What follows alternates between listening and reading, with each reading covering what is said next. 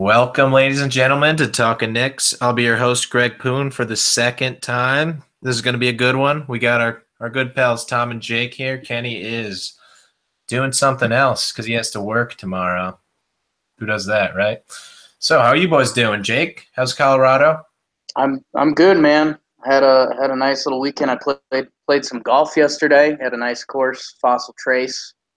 Um, it's 62 and sunny in Denver. Not a lot of people realize how good the Denver weather is, but it was good, man. And I'll get it in now before I get it in every segment I do. But the New York Yankees at Talkin' Yanks, huge week for the Yankees. So uh, good.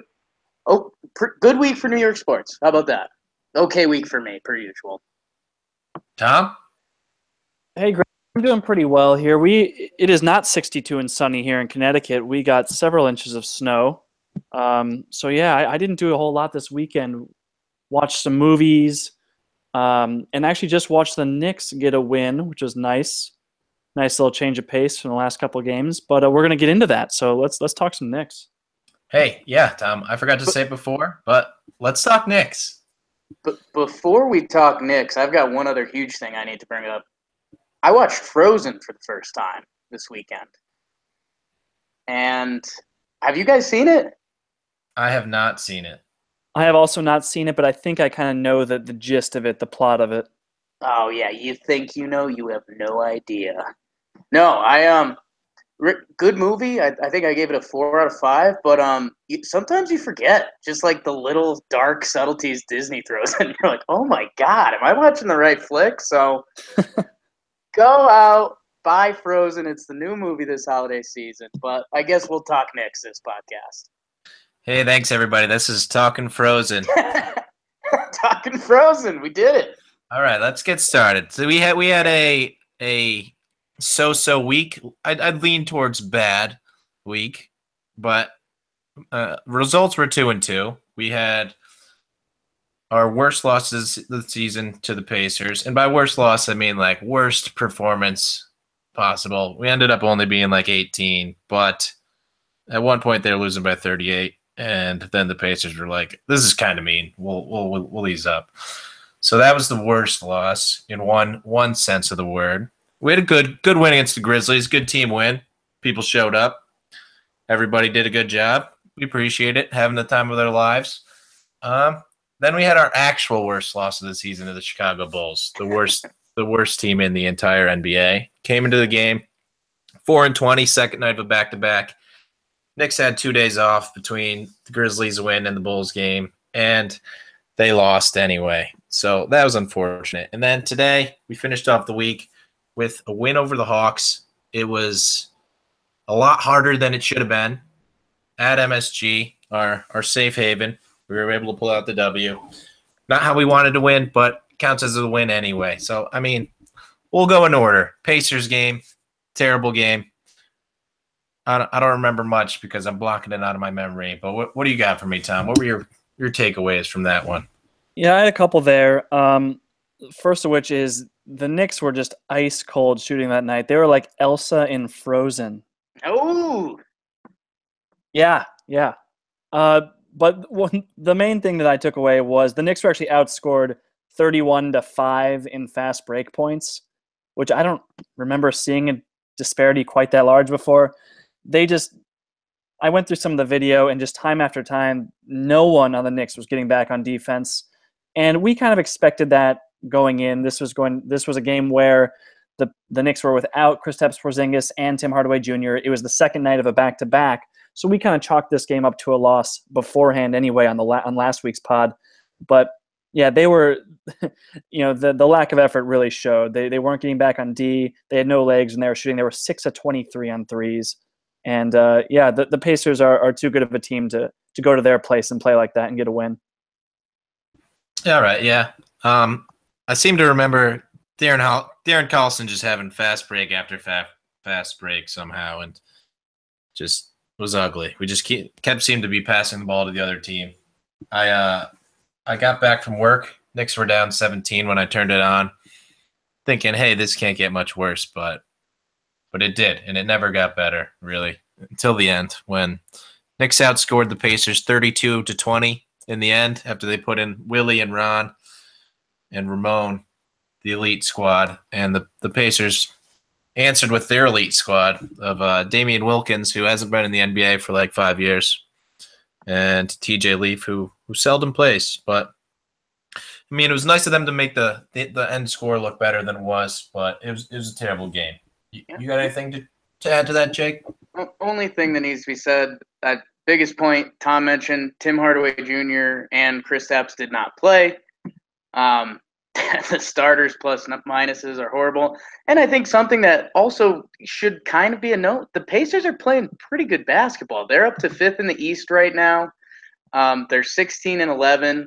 So, I mean, they're 10-4 at home. So without your two best players, yeah, I mean, it kind of is what it is. You'd like to see a little bit of a better effort. Willie Hernangomez, Will Bill, the leading scorer of the team, and then didn't play the rest of the week, if I read that right. So he's got to feel like, Elsa's sister Anna from Frozen, right? Yes, exactly. Perfect. That's perfect. I knew you guys would like that reference. So, yeah, tough game at Indiana. Yeah, we forgot to mention that THJ and Kristaps were both out that game. Yes, that's a big part of it. But, even without your two best players, you shouldn't be losing by 38, hopefully, this Knicks team. But they were, and they lost. But next game, the Grizzlies. Good win. Good team win. Courtney Lee led the way, 24 points. Kristaps bounced back from his DNP injury against the Pacers. Had 18 on 8 for 19 shooting. Still no Tim Hardaway Jr. We'll get to him a little bit later.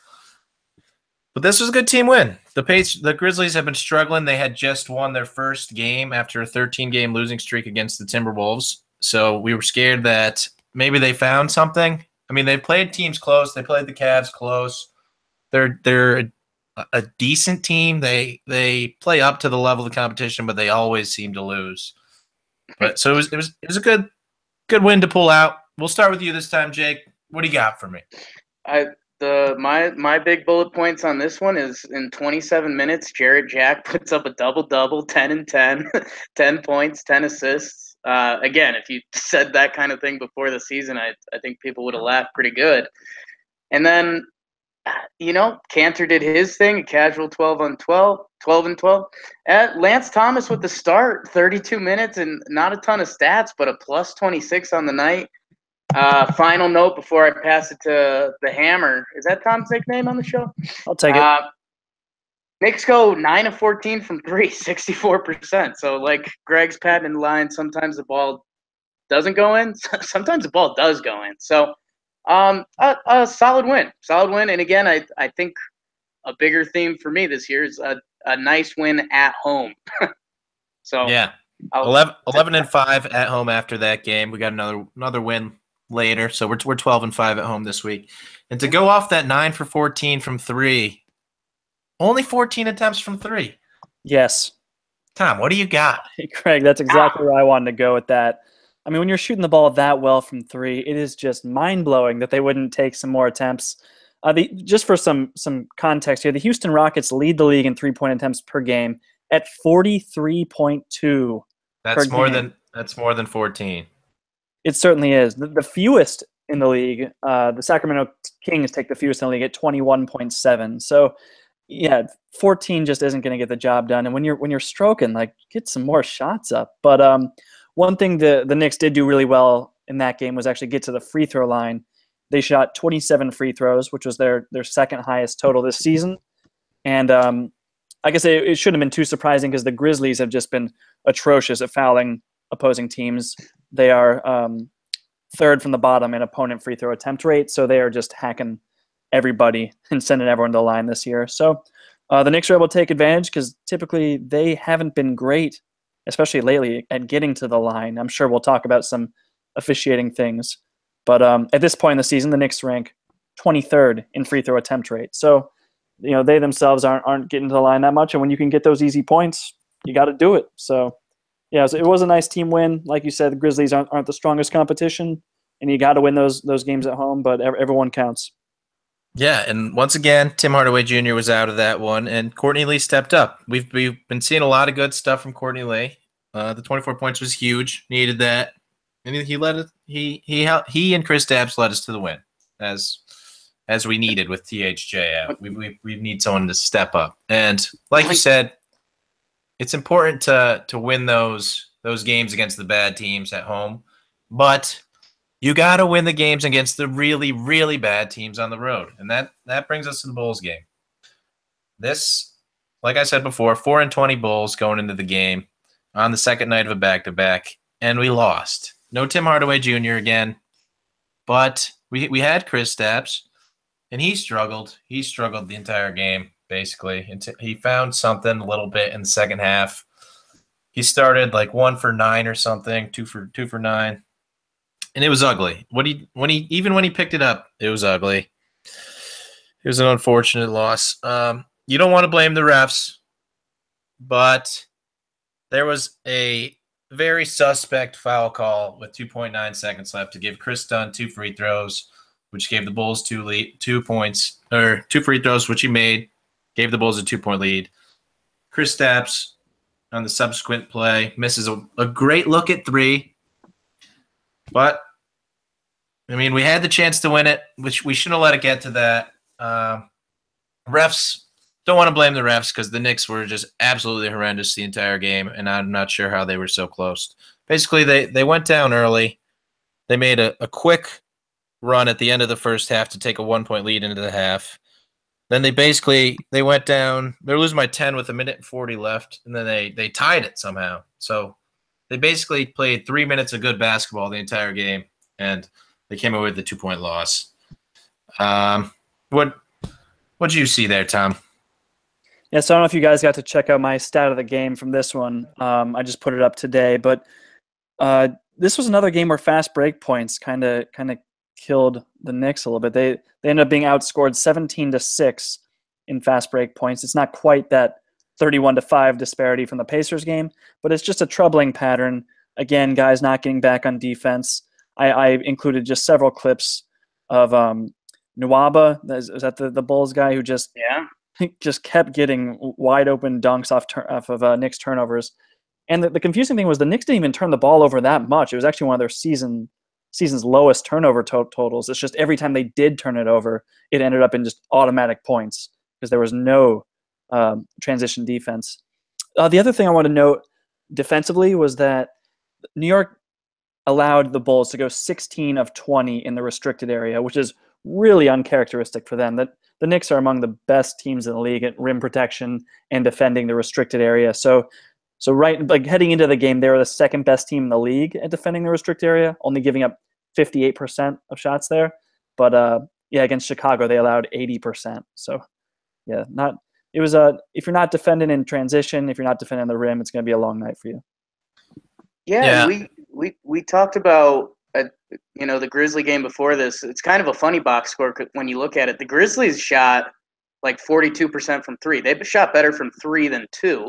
So there's 2 teams that shot really good from 3 that game, and it's kind of an ugly box score. This game, the team shot pretty hideous from 3. The Knicks shot 29%, Bulls 28%. A little shout out to Chris Dunn. He's kind of figuring it out, and I'm going to spin that into a positive note because I know as Tommy's mentioned, and kind of if you follow basketball, what Chris Dunn last year as a rookie was pretty atrocious, and he was 22 years old.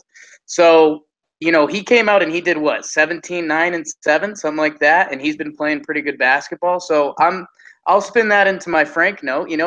At least Frank put up a 10 and 7 that game. And he's a 19-year-old guy figuring it all out. He went 2 for 3 from 3 that game. The biggest note, I think, well, again, no Tim Hardaway Jr., which I guess we can say that as a sweep. Yep.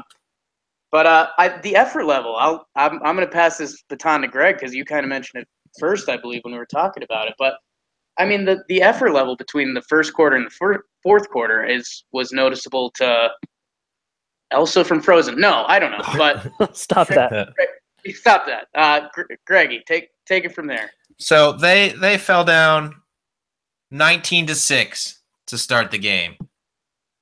And so the Knicks had 6 points with 3 minutes and 57 seconds left in the first quarter, which is bad. You would like to have more points than that at that point. And this is coming off 2 days of rest against the worst team in the NBA on a back-to-back. I have to keep saying that because this is such a horrible loss.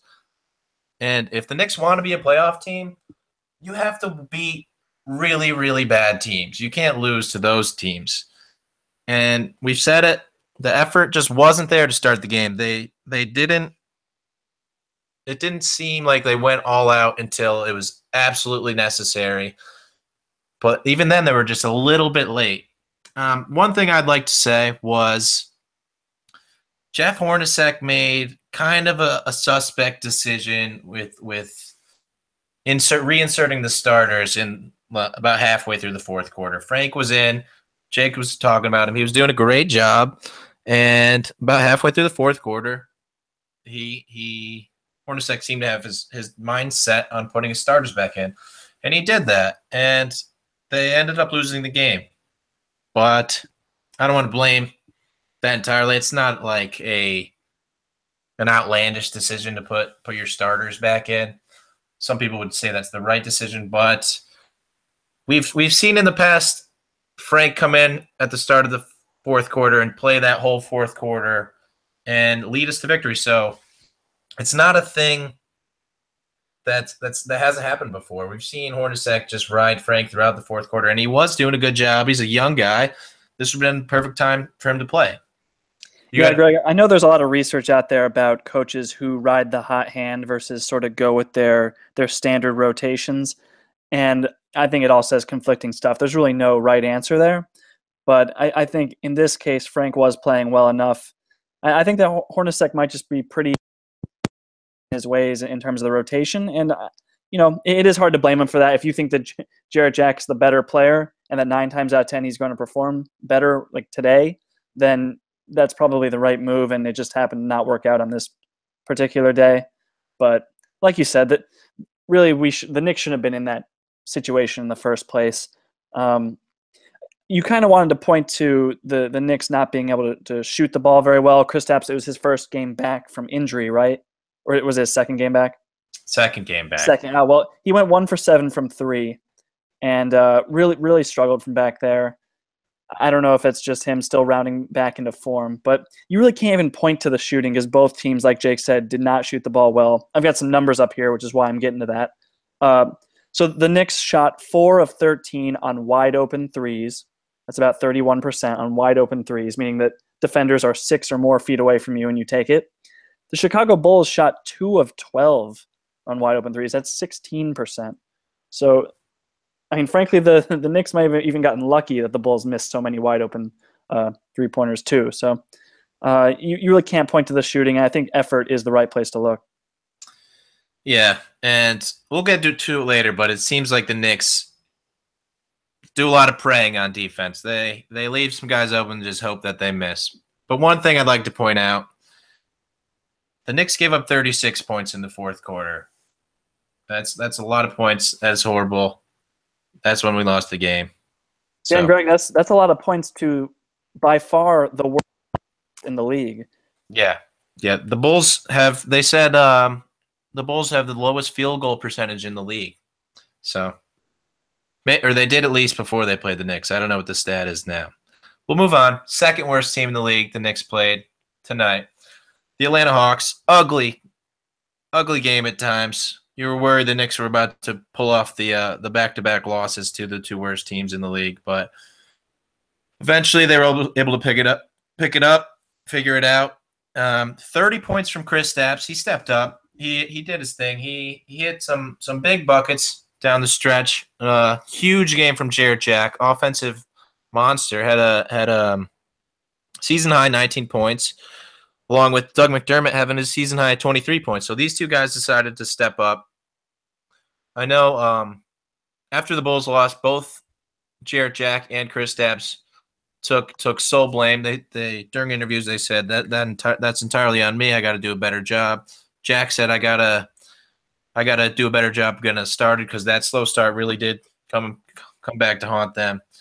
And Porzingis basically just saying, "Hey, this is my team. I got to do a better job than that." So, what do you think about Kristaps tonight, Jake? Big bounce back from what we saw against the Bulls. Yeah, man. He's got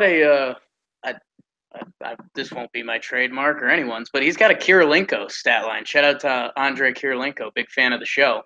I mean, well, plus 30 points, but 3 blocks, 2 steals, 2 assists, 8 rebounds. Still didn't have the stroke from 3, 1 of 5 from 3. But man, he he's the best player on the court, and I think he displayed that. Man, talk about a weird. Talk about a big 3: Kristaps, Jarrett Jack, and Doug McDermott.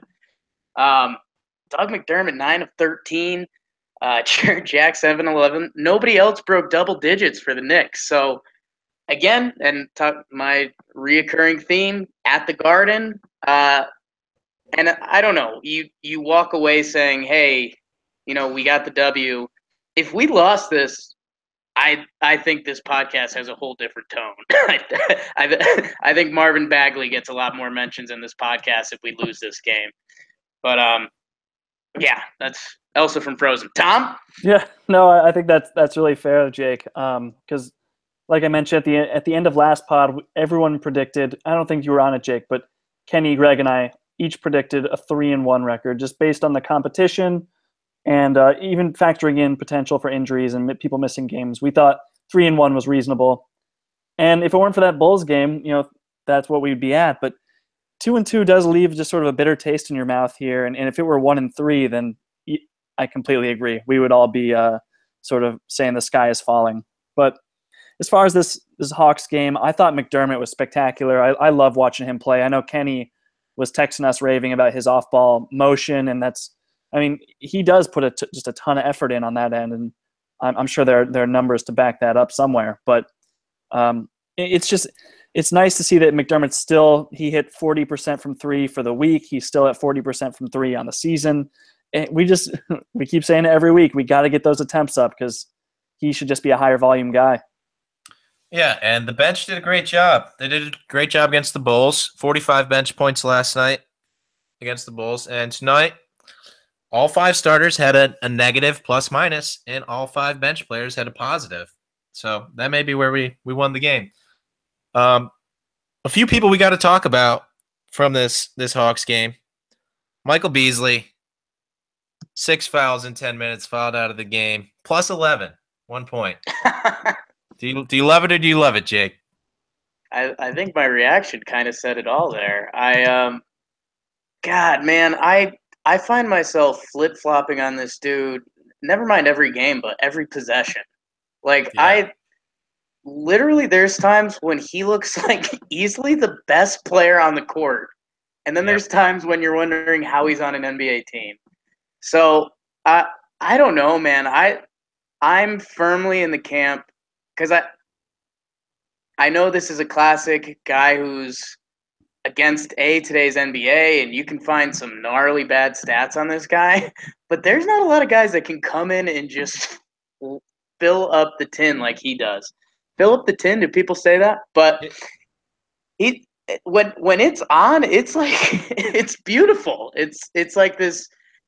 It's a lefty B squad LeBron going at it almost, and then when he's off, it's I don't know.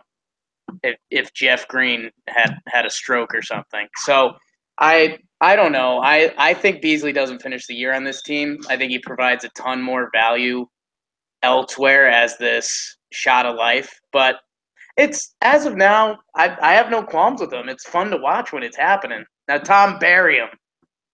No, I actually enjoy watching his game at times. When he gets going, it is fun, and the Knicks crowd gets into it because of his personality. Even B squad LeBron is very generous of you. I don't think Beasley really passes the ball. Is that I don't know what he averages in terms of assists. That's true. Yeah, I don't remember ever seeing him pass the ball. So if he does, it'll be a no look. I promise you that. Certainly a no look pass. 0.9 assists per game. 0.9. You said. Yes. Yeah. So B squad LeBron, maybe B squad Jeff Green actually, but Actually, That's- Beasley creates a lot more offense than him. So Beasley can create offense. He's great at coming off the bench and doing that. I don't really know if his role fits this like 10 minutes per game, taking 3 shots from the field. Sort of that doesn't really seem like his strength. I know his plus minus, like you mentioned, was plus 11, but it seems like his strength is more when we've got an injury. Then Beasley just comes in and becomes the featured guy. We talked a little bit about it last week too. He can capably perform that role as being the guy for a team that's probably not going to win a ton of games, but at least be competitive. Yep, that's Beasley. Never know what you're gonna get. Is that a Forrest Gump or a Frozen shout out? But the Too last much thing Frozen. Too much Frozen. Last thing I'd have to say is, like, we bring it up too much. Well, A, because of the Melo trade, and B, because I have a bunch of Thunder fans I talk to regularly. But like Michael Beasley on the Thunder, like I feel like he'd be a 20 minutes per night bench guy that can give them something a little more than Alex Abrines and some other guys outside that. There's some nights where it'd be a total miss, but the nights when he gives that team 10 points plus, that'd be a huge boost. So that's. I don't know, Jake. Like Melo hasn't even really fit in on that team, and he's just who? Yeah, we're talking about Michael Beasley. The lefty Melo. The other thing is, I saw Alex Abrines scored 20 points last night, which was the same number of points as Russell Westbrook, after taking 1/3 the number of field goal attempts as Russell Westbrook. So Russ took 30 shots for 20 points. Abrines took 10 shots for 20 points. So there you go. That's Talkin Thunder. Thanks for coming, everybody. Talking Thunder, talking Frozen. Keep it going, Greggy. Or just a shot at Russ. Boom. Before we move on, I gotta mention this. Ron Baker played great tonight for the most part. Then he did like one horrible sequence of events where he turned the ball over and then fouled the guy shooting a 3. And you were like, oh yeah, he's still in there. But I mean, made some great passes to Dougie for open threes. One of them, Doug decided to put his foot on the line. Other one, Doug stayed behind the arc, which was fortunate. He's not traditionally gifted as a basketball player, but he gives the most effort possible, and which you love to see. I don't think there's much more to say about that than that. I think I perfectly summarized Ron Baker because I think about him for 5 hours a day and how he's in the NBA. And this showed why he's in the NBA. It's because he tries his hardest. If everything goes perfectly, then it works out. Played 31 minutes tonight, which is good. Which was good for tonight and tonight only. Hope he sits on the bench the rest of the season. That's my take on Ron Baker. Let's move on to the bigger fish to fry. That's the name of this news segment because I'm the host, and I just made it up. Tim Hardaway Jr. is injured. Well, out 2 weeks is what they're saying right now. Seems like that may have just be made up, and it could be longer. But should we be concerned? The answer is yes. How concerned and why, Tom? And who is going to step up is the most important part of that. Yeah, I mean, I think you got to be really concerned. He's one of the best shot creators, offense creators on this team. He was starting to get into a little bit of a groove there before he got injured. He was even starting to pass the ball pretty well, I think.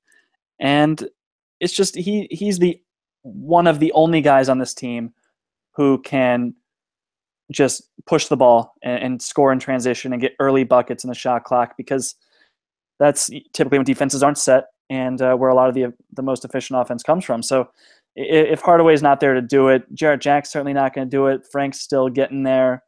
And Courtney Lee actually is quite good at it. He just doesn't do it nearly as frequently as Hardaway. Yes, and not only is he one of the best at pushing in transition, but just when the ball is offense is set, he's one of the best to get into the rim too, and that's important. With him out, we've seen a lot of standing around and people hoping someone else is going to do something, and that's been unfortunate. So, who we saw Dougie step up tonight, Jake. Who do you got stepping up? Is it going to be Dougie going forward, or we need to see something from somebody else? Man, I'm more bullish on Doug than I think you guys. I don't know. I when we brought him up in past podcasts, I asked the question a couple times, like, do we think he can become a starter on this team / kind of a starter in this league? And I think the consensus was kind of no. He could, but you wouldn't respect him as a good starter. Like, great bench player, meh starter, I think is kind of the consensus. Man, in today's NBA and what this guy has shown athletically this year and doing a couple different things, this guy can play some basketball. I'd love to see him get more minutes and see what he fully can do. Damian Dotson, I think, needs to get mentioned too. The fact that they're willing to throw him the start, that could be big. I know Kenny, shout out, he's bullish on him. Man, I got to be honest with you guys, and not to drop the hammer too soon, but man, with Kristaps being nicked up and Tim Hardaway Jr. and the Knicks coming back down to life, like a little bit's been sucked out of me, and I'm starting to eye that kind of the original plan. Like, you know, do we move on from Courtney Lee? Do we? I don't know. I remember a couple weeks ago I was screaming about the 7th seed, and now I'm just a lot more back down to earth. And I think the injuries are a big part of it, but they can't be ignored either, right? I mean, why this isn't the season that I want to be pushing Kristaps' elbow or pushing Tim, blanking on Tim's injury, but pushing it to get hurt more. I think it's his quadricep. I think it's his. Yeah, it's a leg injury. That's all I know. Right? They've been kind of weird about it a little bit, no? Yeah, they're being secretive. Maybe 2 weeks. I don't know. We'll let you know. We'll see what happens. Yeah, and I was going to get to this later, but you brought it up. Should we panic? Where are we at with the Knicks? I know I've been a big proponent of the 8 seed, get these guys some playoff experience. But this week was discouraging, or these last 2 games at least were discouraging. We didn't have Tim, which is valid. That's a valid reason for these tough performances. But we almost just lost back-to-back games to the 2 worst teams in the league. We did lose a game to the worst team on the road, and we barely beat the 2nd worst team in the league, who we already lost to this season. Tom, are you still going for the playoffs, or are you worried? I mean, we should all be worried, but should we be going for the playoffs, or should we hit the panic button and start selling Courtney Lee and stuff like Jake wants to do? I mean, you do have to start hedging your bets a little bit. Look, we had a little bit of a heated argument last week or maybe the week before about Courtney Lee's value. I think that was 2 weeks ago. And in those 2 weeks, he's been incredible. In terms of what you could get for him, I said 2 weeks ago you could not get a first-round pick for him. If you can get a first-round pick for him, I think you do that. I don't know about you guys. I think that's kind of selling high on him. He still has a couple of years left on his contract. He's not that cheap, and a first round pick would just fit in better with the Frank, KP, potentially Billy core that we've got going on here, and Tim Hardaway Jr. I should add, because he's young too. He's 25. So yeah, if you actually can sell off guys like Kyle O'Quinn and Courtney Lee for reasonable returns, and you're not just sending him off for pennies on the dollar, then yeah, I think you certainly have to consider that. Yeah, long term, it's something to think about. We're not going to win the championship this year, according to you two. Yeah, you two guys probably don't think we are. I'm still thinking about it. But another thing about the Courtney Lee thing is his contract. He's got 3 years, including this year. He's got 2 years after this one, making 11 million or 12 million, I think. So getting that off the books would be helpful too if we wanted to sign someone. Be good to have. That'd be good, because really, I think 2 years from now is the year when we're actually thinking about, hey, maybe we're one of the better teams in the league. So, Jake, long term, what are you thinking? When do you think our window is opening? And should this year be should we be selling off? I know you started to talk about it, but should we do it? So it's funny because it's a bunch of different ideas that come together, and I don't know. I think a lot of people, we like to throw ourselves in as the Knicks GM, but those jobs are a lot harder than you really think. Because think about the different situations going on right now. We mentioned Courtney Lee, man. If you're young Will Bill Hernan Gomez, you played one game this week. You got a double double. You got a 14 and 10 in 17 minutes. And you're saying, wait, I'm supposed to be part of the young core of this team. We just lost to the Bulls. Like I've I've been on the bench more than you guys, but you're telling yourself, hey, if I'm in against Nawaba right now, I could get buckets. So I think, and it's kind of unfortunate because you have to see it play out for a couple more weeks. But you look at the Eastern Conference standings right now. The Knicks are currently in ninth. Sixers are 8, Pistons 7, Heat are right below the Knicks. But, man, the East has almost fully sorted out to kind of what you'd think before the season. The only oddball right now is the Pacers, who are playing good basketball. Oladipo's kind of taking that jump.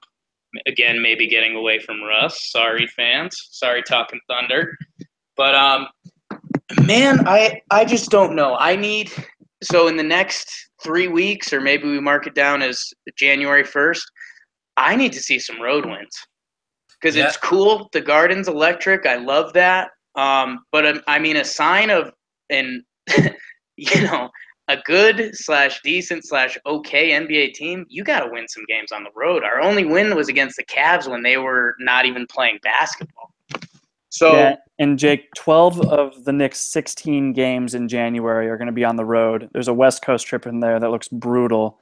And I considering we're 1-8 right now on the road, if they don't clean some things up, then January is just going to destroy their odds at even potentially contending for the 8th seed.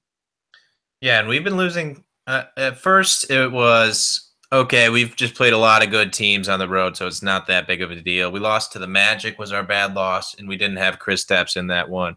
Kenny says those games don't count.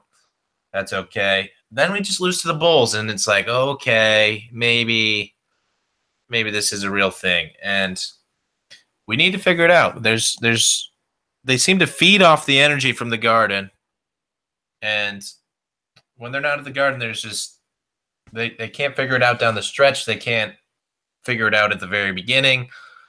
It's just ugly, and hopefully they sort it out. Another thing that they need to sort out is these defensive rotations. It just, like I said before, it seems like there's a lot of praying going on.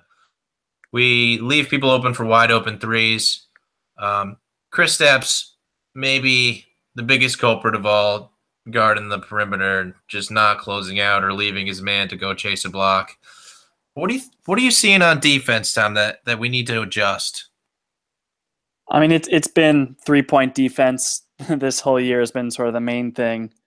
They're towards the bottom of the league in terms of giving up wide open 3-pointers. Opposing teams are hitting just an average number on that. So, the Knicks are giving up 21% of opponent shots on wide open threes, and 15% are open threes. So you put those two together, and only the Kings are giving up a greater percentage of open and wide open threes than the Knicks. So I may have even mentioned that stat last week. It still holds true this week. And that is just not a good formula to win in today's NBA, especially when you yourselves are only shooting, towards the bottom part of the league as far as your 3-point attempts. You're just you're fighting a game against math there that you're not going to win, especially when you're not getting to the free throw line. The other thing on defense, I mentioned it before, was the transition stuff. They're not, especially this week, they just weren't getting back on defense, and it's going to be an issue going forward if they can't clean that up. Tom, I got a quick question. Is that percentage of threes, or is that percentage of total shots? Percentage of total shots. So you're telling me 35% of opponent shots are either open threes or wide open threes? Yeah, I could dig into this a little more, but yeah, that's what these numbers here are saying. That's really bad. We need to do something about that. What do you think, Jake? What do we do? How do we solve it? Yeah, Tom, well, we give you the ruthless task of digging up stats live. Could you give us one of the better teams, or look up some of the better teams' stats on that, so we can have something to bounce that off of? But yeah, I mean, just Greg, you're what you just did was the perfect evaluation of that. Like, wait, if we're giving up 35% of the shots are open threes, bad basketball. Yeah, strategy. that is a lot of shots. And I don't know. I mean, again, there's a lot of youth on the court. Cantor obviously is known for some of his flaws. Frank's still a rookie. Who's Jarrett Jack scaring defensively? And, again, we're still mixing up our rotations and things like that. So I don't know. The Knicks defense is what it is. The one very cliche thing that went through my head while we were talking about this, and it's more so used in football, but I'll use it in basketball. But they always talk about good football teams and if they have a good defense, and they say, good defense travels anywhere. You can bring that wherever. Well, hey, we're losing all our games on the road, and we have bad defense. So I don't know if we're talking hand in hand, but it'd be nice. Yeah, it's a good thought. Something needs to change. Greg, just to answer your question from before, I am talking about percentage of total field goals. So yeah, it's as bad as it sounds. That's bad. In terms of teams that do well there, the Miami Heat give up the fewest percentage of wide open threes, just 13% compared to the Knicks 21%. And then in open threes, the Magic only give up 10% of open threes, so that's the fewest.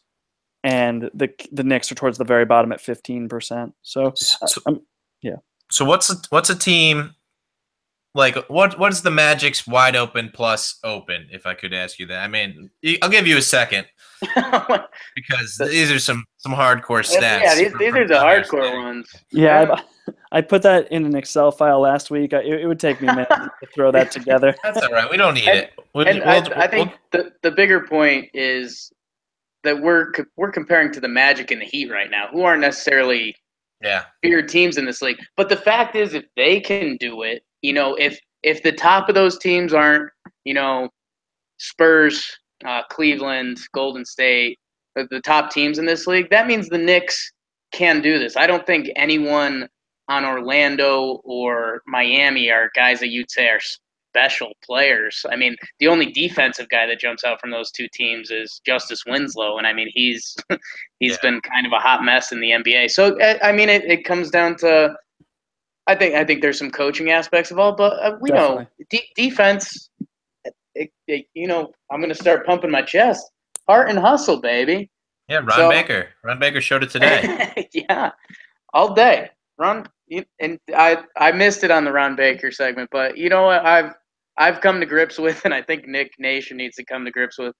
You know what? Ron Baker is going to be a solid third point guard / third shooting guard for this team. So cool. You're getting paid too much. I wish I was. Yeah, you're going to be here for the next 2 years, and that we should be talking about that effort. Effort on defense is a big thing. That's largely why the Celtics are the best team in the league.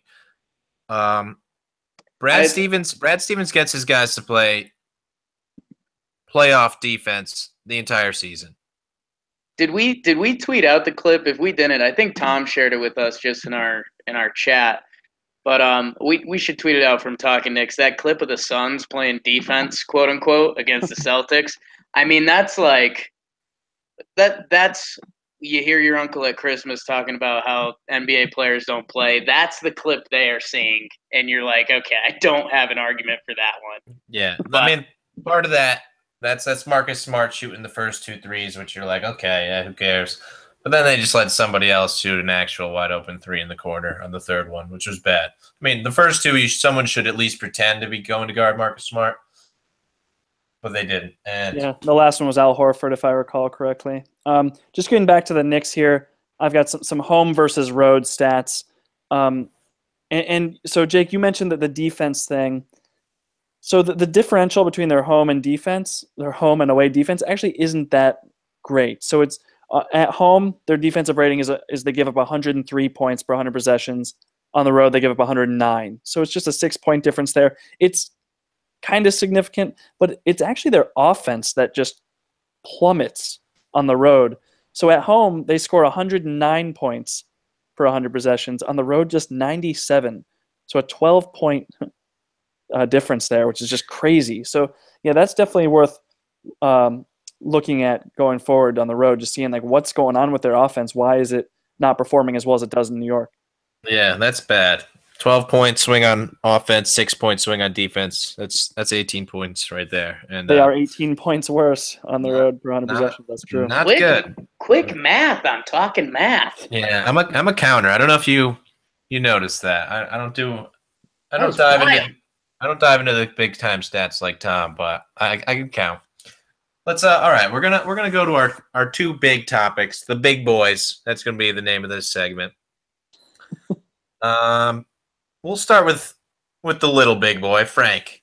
We saw good Frank for a couple games this week. To be honest, I was prepared to start hating on Frank on this podcast. I was telling Kenny, who is Frank's biggest fan, most patient guy with Frank. I was saying, come on, this guy half the time doesn't look like he knows how to play basketball. He's scared to shoot, and then you could see him when he's like, okay, I need to stop being scared to shoot, so he shoots. He telegraphs passes. He's trying to be secretive, but he just does it, and the defensive player catches it. He's been sloppy. Been lacking confidence. I was ready to panic, but this week he did some good stuff. Jake, you want to talk about what the good stuff he did? He didn't have a steal for a while, but he got some steals this week. He played some good offense. Let's hear it. Yeah, man. So on the week, he played in all 4 games, 21 minutes, 8 points, 2 boards, 3 assists, 1 steal, 2.3 turnovers per game. So I told you guys we were joking around, and we you guys were mentioning that Frank's kind of he's been prone to missing his layups a little bit, like the kind of open on the break, like semi-contested, but like, no, that's still a layup, Frankie. You gotta make that. Yep. And so I started talking myself into athleticism, and I was kind of thinking about Dougie Fresh a little bit, because Doug McDermott came into this league not a guy that was thought of as athletic, and now he's doing like reverse dunks, like contested. So I started doing myself the talk about, Frank's obviously going to grow into his body, even if he doesn't have the speed, which a lot of scouts have talked about. I mean, I think this guy's going to get some bounce, or at least more than he has now, and that's going to help him a lot more around the rim. And I'm gonna compare him to almost every Knicks player. Here we go. Kristaps. We saw Kristaps go at guys this year. Like literally, we've seen him try to do tip dunks and stuff, just kind of mean stuff, which I don't think he's even been great at, but that attitude is awesome, and I think that's part of led him to where he is today. I think you're going to see Frank have that moment. Probably not this year, maybe next year. The third year is always the pivot year, so that's a little bit of a cop-out. But, man, I decided I'm excited to see this guy, because if the athleticism picks up in his frame and what that's going to develop in, that's going to be awesome. The other thing I was thinking about is, a lot of guys that play European basketball have a certain craft to them. We reference Euro style. It's more so towards the big man usually, but usually they have pretty good, craft to the Euro step, if you will.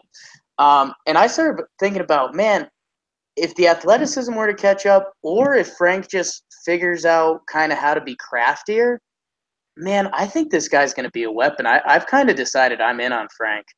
I think with what he can already do with his build and what that can become in a couple separate ways, I'm in. It's just going to take a lot of time, and there's going to be tough nights because he is 19 years old. Yeah, and a lot of it, I feel like a lot of the things that we don't like seeing has a lot to do with confidence, and I think he's lacking the confidence to dunk the ball, to be honest. Yeah, Greg, going off that a little bit, Frank has definitely struggled within the restricted area. I've got some numbers here for you. So he's only averaging less than 1 field goal attempt per game in the restricted area. So 0.9 shots per game in the restricted area. He's only making 35% of those shots. And just for a little comparison's sake, granted, Frank doesn't play as many minutes per game as some of these other rookies, but I'm just going to throw some names out regardless. So like Ben Simmons is taking 7 shots a game in the restricted area. John Collins from Atlanta, who's actually hurt right now. I think that's right. I think he's hurt. 6 shots per game. Dennis Smith Jr., 5.5. Kyle Kuzma, about 5. Donovan Mitchell, just under 5. Even Lonzo Ball's taking just under 4. So, a lot of these rookies, like I said, playing more minutes, sure, but they're also just attacking the rim a lot harder than Frank has shown the capability of doing. And it's a little worrisome. He's settling for a lot of mid-range jumpers and floaters. That's where most of his shots are coming from. So hopefully Jake's right that he develops this athleticism. I'm sure he will. He's so young. He still has to he has a frame to get stronger. But he's definitely going to need that and to get to the rim to be more of an effective player.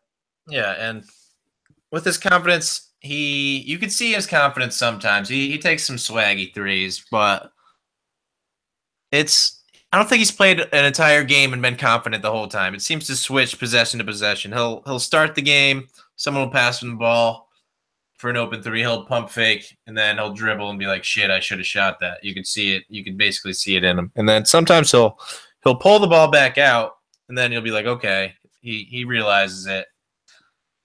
And a lot of time when he pulls it back out, he seems to be shooting it. And one thing that I have to talk about is his tendency to shoot long twos after having an open three. He likes to take one dribble and shoot. He hasn't been really a catch and shooter.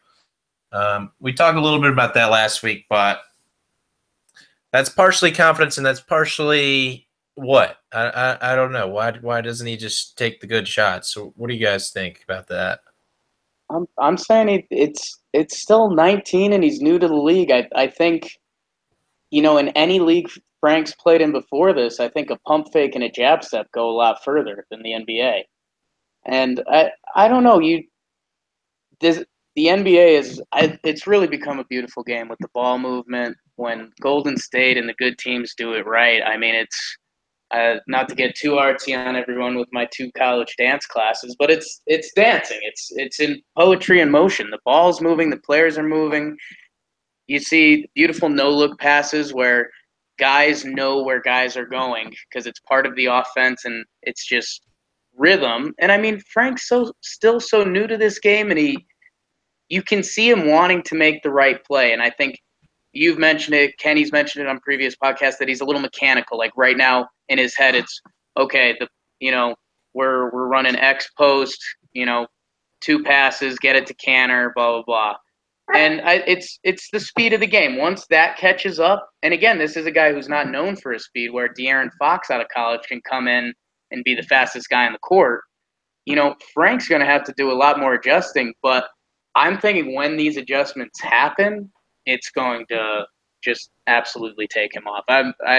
I fell in love with Frank, and I think it was partially from seeing Chris Dunn. But all right, yeah, Tom, you want to give us some final thoughts on Frank?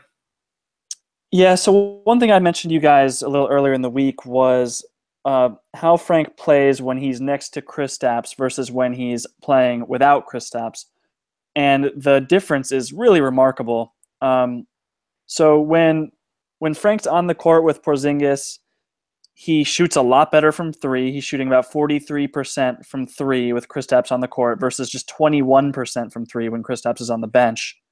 And just in general, in terms of how the team performs, the Knicks are plus 49 in Frank and KP's 145 minutes together, and they are minus 56 in the 308 minutes that Frank's been on the court without Porzingis. So it's a little – I know there have been some injuries to hamper this a little bit, but I want to see a lot more of Frank and Porzingis together just to see if this is just a small sample size thing or if those two together really, have something special. They can get that dance chemistry that Jake's talking about over there.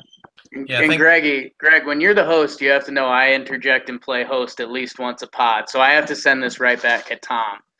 Tom, because they haven't played a ton of minutes together, do you A, blame Hornacek, and B is kind of more of an opinion question, but Do you think Frank plays better partially because Kristaps is better? Do you think Frank knows his role a little better when Kristaps is out there? What do you think? Well, I think that the injuries have definitely had a lot to do with it. I mean, just the fact that Porzingis has missed full games is going to take away from the minutes that they would play together. But I think the other part of it is probably has to do with rotations, and it seems like KP and Frank could have definitely shared more minutes together since KP's been healthy. But I think that Frank. All right. I think we lost Tom for a second there, but one thing I'll say is the plus minus may partially, the big change in the plus minus may partially be a reason for the big change is because Kristaps isn't in the game. This was why the plus minus is negative without Kristaps in the game. I feel like a lot of Knicks may have a similar stat in their book when they're with Kristaps or when they're not with Kristaps.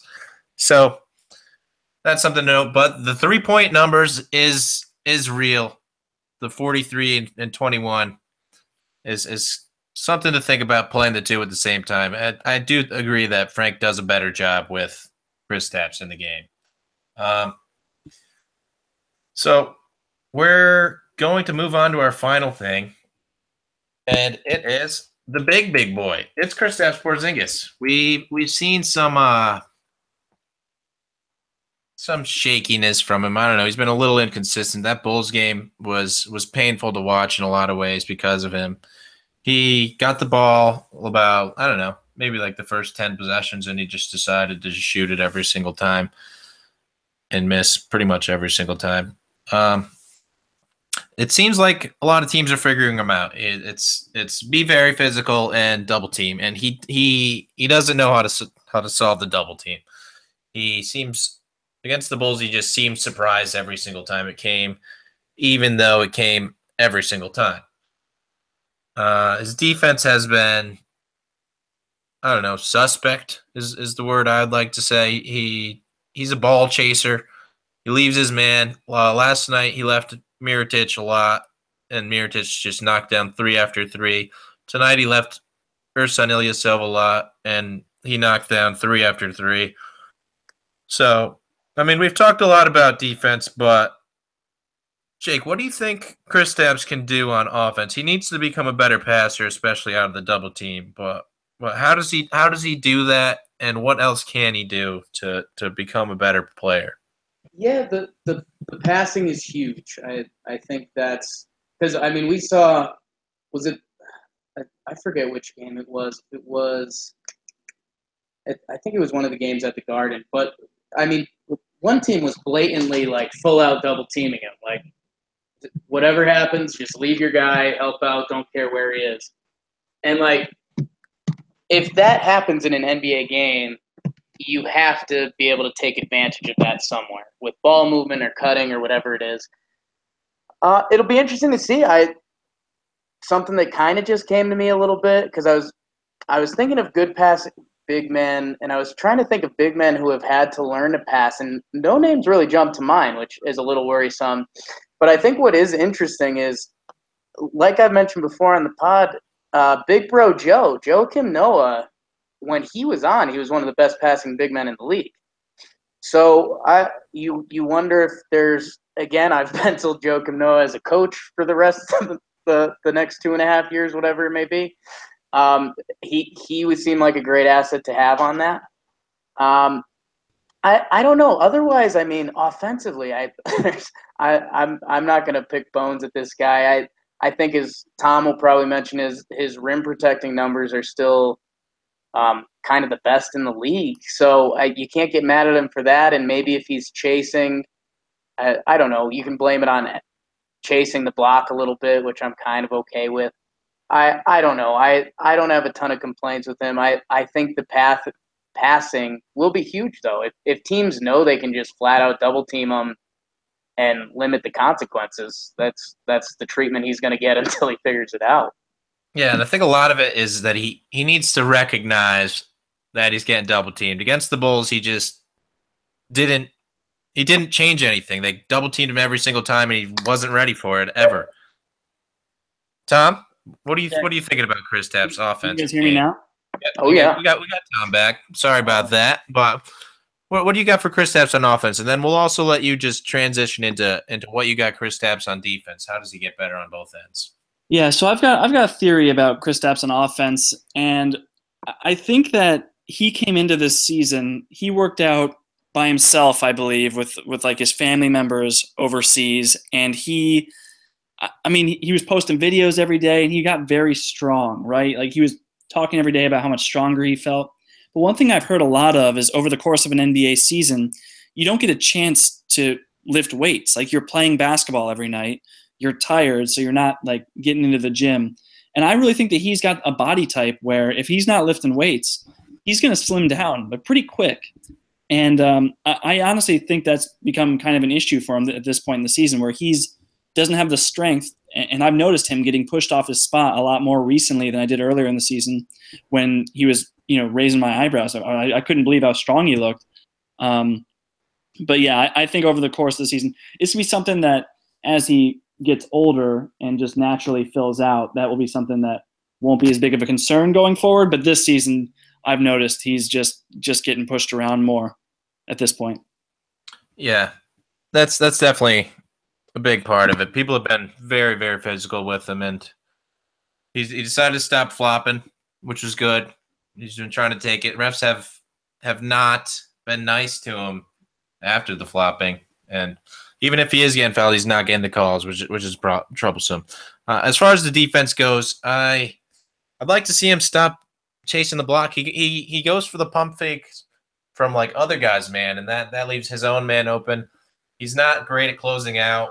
That partially seems to be effort, but I mean, when you're given so much on both on offense and at the rim, it's hard to fault him for not wanting to sprint out and try to guard the 3-point line. But unfortunately, that's just part of the game that you're gonna have to guard the 3-point line too, Kristaps.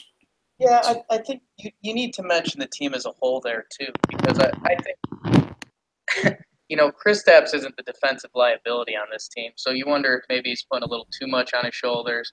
I think if Kristaps was surrounded by a little bit of a better, well-rounded team, I don't think we'd be complaining about his defensive prowess at all. Yep. That's true. He's the best player.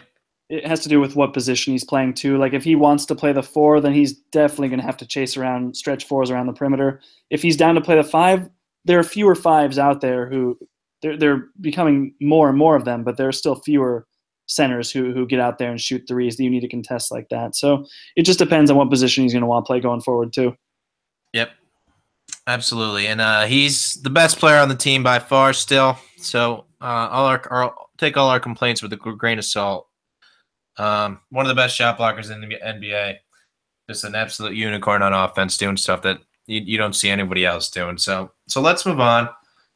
Next week, we got some games that we are hoping to win. We're going to play the Lakers at home. We're going to try to right our woes on the road against the Nets in Brooklyn. We're the New York Knicks, so hopefully we can win that one. And then we got the return of Carmelo Anthony to MSG. What are we thinking? 2 in 1 week is what we're hoping for, I assume. The Thunder have been struggling, and we're at home, and we don't like Carmelo Anthony, so maybe that's something that we possibly could, but you'd also think that maybe Carmelo Anthony doesn't like us too, and he's ready for it. So what's your prediction for next week? What are you thinking about this Lakers game, Tom? I think this is kind of Jake likes to talk about pivot games. This might be a pivot week. I mean, neither the Lakers nor the Nets are pushovers. They both are pretty well coached teams, and they play hard. They're both young and hungry. So, I mean, I came into last week thinking that the Bulls and Hawks were automatic wins. I don't see any of these as automatic wins. And, especially given our struggles from this past week, I'm definitely going to say 2-1. I'm going to stay optimistic here and say 2-1. But especially considering that the Nets game is basically a home game too, so it's almost like 3 home games in a row. But I'm not as confident, and I could see this week if things go poorly, we'll be on the pod next week singing a whole different tune. Yeah, I agree with the pivot week. Both these teams, Lakers and Nets, are both 10-15. Thunder are 12-13. They're still not the Thunder who they haven't been the Thunder we saw opening night for most of the season. They've had about, I don't know, 2 or 3 games where they looked that good, and unfortunately, we were one of them. But Jake, let's hear from you. I know we had Tom talk about the Lakers and Nets game, but Carmelo Anthony returning to MSG, how's he getting greeted, and how's he going to perform? Man, a couple things I'll tie into that. It's going to be a media circus pivot week too. You got Lonzo and his Lakers coming to the Garden for the first time, ESPN game. That's going to be a scene. And then Carmelo coming back to town. I think it's going to be nice. I think you're going to see Melo. Melo's going to try to mellow pretty hard for a little bit. Yeah, I agree. Melo's going to get shots up early, and if he can go for a 40-point night, he'll go for it. If he's not all there, I think you're going to see them kind of go back, and OKC has a lot bigger things to figure out and worry about right now than Melo coming back to the Garden. I don't know. The sick thought that went through my head when you mentioned this week's schedule was I just pictured the Knicks. Say the Knicks beat Brooklyn this week, and then 3 weeks from now, the Knicks are going to be 2-12 on the road, and their 2 road wins are going to be against the Cavs team that didn't exist yet, and at Brooklyn, right down the road from where they play. So that's I don't know. I don't like that thought. I don't think it's a pivot week. I'll actually spin it to the OKC game. I think my lesser confidence in the Knicks as they split these first 2, and then if they beat Melo and OKC coming back, we're going to be all sorts of jacked up. Lose that game. I mentioned Marvin Bagley. I'll mention another prospect next week if we lose that game. So you saying a 1-2 week, Jake? Is that your final prediction? Jake, you're on mute, unfortunately. Or fortunately. No, that was fortunately. I said some words that the 7 magic words you can't say on TV. Is that still a thing? George Carlin. No, I think it's funny. I'll throw the 2-1 just because the first 2 games this week are quite winnable. So is OKC, actually. I mean, OKC at the Garden, if you ignore the team names and the player names, would be one of the more winnable games this week. But I don't know. I think you can easily get a win at Brooklyn. Still need to see it, as Tom mentioned, that team's playing basketball. And like I also mentioned, I always mention the Garden factor. I mentioned Melo trying to go for that big night. What if Lonzo Ball makes his first couple buckets? What if Kuzma makes his first couple buckets? You're going to see a lot of the guys on the Laker team trying to get their name out there. And there's Noodle the Doodle. Your dog chasing you around? At Noodle the Doodle a little bit. He hates Kyle Kuzma. I know that. He hates Kyle Kuzma. He's always barking about it. But I don't know. I'm assuming just with the recent Knicks half struggles that they split these first 2 games, and then OKC's the pivot game. But I don't know. Noodle's just going crazy about Melo Jake, back to the take care Garden. of your dog. All right, Jake. No chance. Jake, we got enough of you. All right, so Jake's at 1-2. Tom's I was at. going to say, Greg, I could see Julius Randle having his tryout game for the Knicks here. All right. Hey, I wouldn't mind. I mean, we don't really need a big man, but you've mentioned this before, Tom, is that may be the type of big man that we do want next to Chris Stapps. Is that true? Yeah, I mean, I read the Zach Lowe tweet where he said that he thought he would be a good fit. I could talk myself into it. I know that the Knicks obviously have a glut of bigs, as we like to say, but Randall's young, he's skilled, he's athletic, he can really pass the ball, which Porzingis is still learning how to do, like we mentioned. So Randall doesn't he gets his blocks. I don't know he protects the rim that well, but Porzingis can do that. So I think they'd be an interesting matchup for sure. All right. Well, we got any final thoughts? I think we're gonna be hopeful for a 2-1 week. We could see 3-0 happening, but none of us are gonna predict 3-0, but if it happens, we'll be like, yes. Closer to 3-0 than 0-3. Yeah, it's different than the start of the year. Yeah. So 2-1's the hope. We wouldn't be surprised by 1-2. If it's one of the other three, we'll either be very happy, or if it's either 3-0 or 0-3, we'll either be very happy or very sad. So, anyone got any final thoughts? I think we talked a lot of Knicks tonight. I don't know if we missed anything. One thing I wanted to mention is we talk about Doug McDermott. How fast this guy goes from getting the ball to putting out the layup is fun. He does it faster than anybody in the whole world, I think. I'm with you there, Greg. I think he might rush his three-pointer a little too much sometimes, but that layup, that's impossible to block. Yeah, I love it. Jake, do you or Noodle have anything else to say? I mean, Noodle's still freaking out about the Melo game. I just want this podcast to be remembered, and I know Kenny will take pains to be in first on it. I for whatever reason, I've talked myself all in on Frank, and I want the world to know that. I'm trying to not to do it as a biased Knicks fan, but I also may be. Play him with KP. All right. Hey. Well, hey, great pod this week. Let's go Knicks. You could read some of our articles. We do every game we do a recap that Ken usually does. A lot of basketball.com. Tom's doing stat of the game for every game. He usually does a weekly Knicks article or some other article. He writes for the Spurs. So follow us on Twitter, Talking Knicks. Hey, thanks for talking Knicks with me, guys. It's fun. Right. Thanks, guys. Knicks.